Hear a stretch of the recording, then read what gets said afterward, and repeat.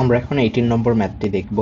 So এখানে আমাদের total তিনটা ফাংশন দেওয়া আছে। তিনটা ফাংশন আমরা মোটামুটিভাবে প্লট করে আগে দেখতে হবে। প্রথম ফাংশনটা y is equal to x, অর্থাৎ এটি একদম মাঝখান দিয়ে যাবে। y is equal to mx, y is equal to mx graph বোঝায় যে straight line passing through the origin, straight line passing through the origin, এটা। So y is equal to x, অর্থাৎ এখানে স্লোপের ভ্যালু 1, অর্থাৎ এক্স্যাক্টলি 45 ডিগ্রি অ্যাঙ্গেলে কাট করে। পরেরটি y is equal to 4x, অর্থাৎ এটা কি হবে, আরেকটু স্টিপার হয়ে যাবে আমাদের। y is equal to 4x, এই যে এরকম স্টিপার হবে y is equal to 4x এর গ্রাফ। পরবর্তীতে y is equal to -x plus 2, অর্থাৎ এখানে স্লোপটা আমাদের নেগেটিভ এবং y অ্যাক্সিস থেকে 2 ইউনিট কাট করে নেয়। তাহলে আমরা এইটাকে পিঙ্ক কালার দিয়ে দেখাই। এই গ্রাফটা আমাদের দেখতে এরকম হবে, অর্থাৎ এইটুকু কত, 2। আচ্ছা ফাইন।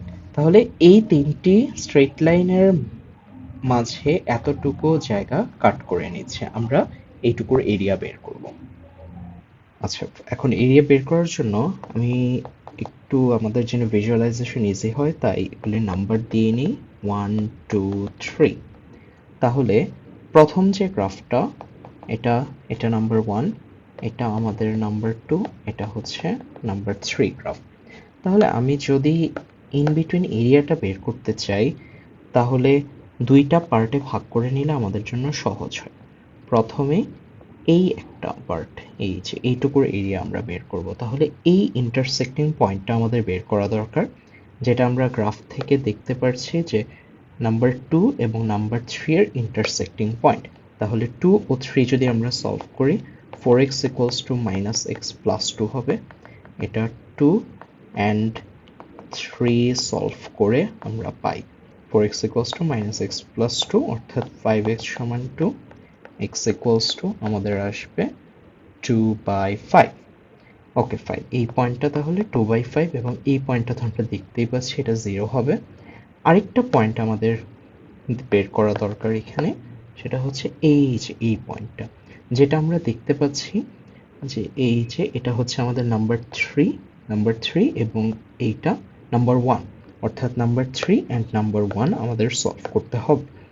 তাহলে 3 and 1 যদি আমি সলভ করি, আমাদের কি চলে আসে, x equals to -x plus 2, অর্থাৎ 2x equals to 2 এবং x equals to 1, অর্থাৎ এই পয়েন্টটা আসবে আমাদের 1।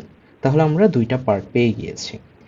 দুইটা পার্ট আমি একটু গ্রাফটা পরের পেজের জন্য কপি করে নিই। ওকে, আচ্ছা ফাইন। সো এখন একটা কাজ করি, আমরা প্রথম পার্টটুকু বের করে ফেলি, এরিয়া। প্রথম দ্বিতীয় দুটোই করব। প্রথমে একটু ফোকাস করি 0 থেকে 2/5 এর ভেতর। এটা হবে আমাদের, একটু যদি খেয়াল করে দেখি, এটা এই গ্রাফ একটা, অর্থাৎ নাম্বার 2 থেকে আমরা মাইনাস করব এই যে নাম্বার 1 এর পার্টটা, নাম্বার 2 মাইনাস নাম্বার 1, অর্থাৎ নাম্বার একটা কাজ করি, 1 কে হচ্ছে আমি f of x লিখি, 2 কে লিখি আমি g of x এবং 3 নাম্বারটাকে আমি লিখি h of x। তাহলে এইখানে আমরা দেখতে পাচ্ছি যে 2 মাইনাস এই যে এটা আমাদের নাম্বার 2, এটা মাইনাস আমাদের প্রথম গ্রাফটা হবে, যেটা আমরা বলতে পারি যে g of x minus f of x dx plus পরের পার্টটা যদি আরেকটু খেয়াল করি আমরা, এখানে কি হবে, এই যে এইটুকু পার্ট যদি বের করতে চাই, তাহলে এটা হবে আমাদের স্পষ্টত নাম্বার 3 মাইনাস নাম্বার 1, এইটা নাম্বার 3 মাইনাস নাম্বার 1। তাহলে আমরা লিখতে পারি h of x minus f of x dx, যেটা লিমিট হবে 2/5 থেকে শুরু করে 1 পর্যন্ত।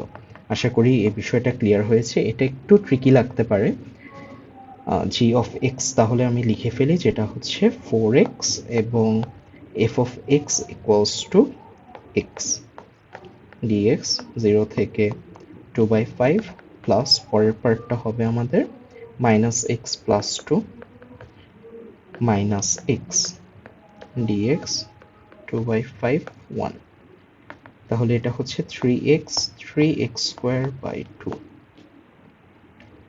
0 2/5 প্লাস এটা হবে minus 2x minus 2 square by 2 plus 2x 2/5 1।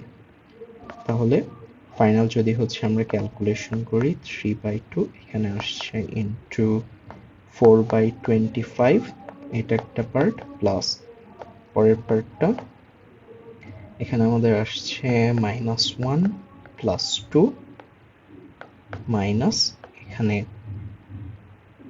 Minus 4/25 plus 4/5 পুরোটা যদি আমি ক্যালকুলেটরে বসিয়ে দেই 3/2 ইন্টু 4/25 প্লাস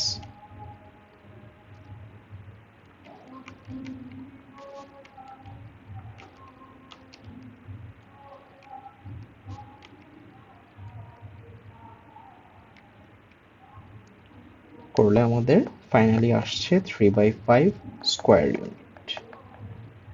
এটাই আমাদের অ্যান্সার। Thank you.